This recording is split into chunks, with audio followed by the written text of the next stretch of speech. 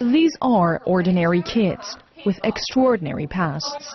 They now live a happy life in this Orange County house, but underneath this pretty picture are years of broken memories. I've been in and out of the foster system since I was 5. I was 12 years old when I actually spoke up about my dad molesting me sexually, physically. I was homeless in Minnesota for 3 years, off and on, mostly I was homeless. At age 18, like all other foster kids, they too were emancipated from the system. To be tossed around with strangers all the time, it just kind of takes away the fact that you're human. It's almost like you're like someone's pet in their house, and if they decide that they don't want you anymore, they can send you back to the pound. I'd wait for all the club people to be leaving, and they'd be drunk, and I'd ask them for money, and they, eventually somebody would be like, oh, just come home with me. With no place to go each year, thousands of kids are dismissed from the foster care system.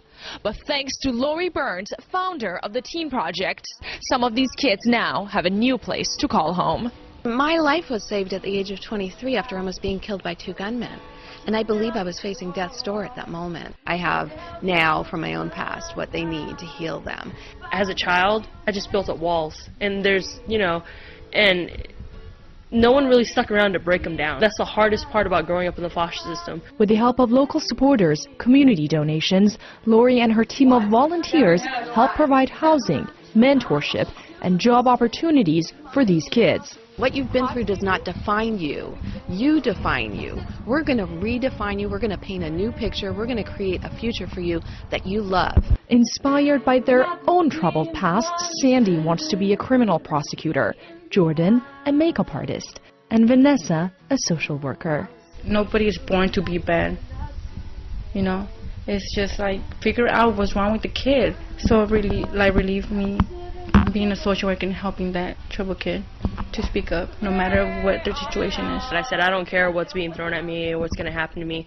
I'm going to be successful. And I had this notion that no matter what happened, I was going to make it. I'm going to be able to have a career and not just a job. I'm not going to have to work at McDonald's for the rest of my life. But for Lori, it's more than just giving them a new home. For the first time ever, I feel like I am a part of a family. People who will be there for you. Anything is possible. That's what I have here. A lady once said to me, you know what, Lori, you're going to be swinging on a swing one day, and the next day you're going to be at the end of your life. Make sure you do what you have to do when you're here. So far, Lori has parented 32 girls, and with that, she aspires to give these kids a new chance in life.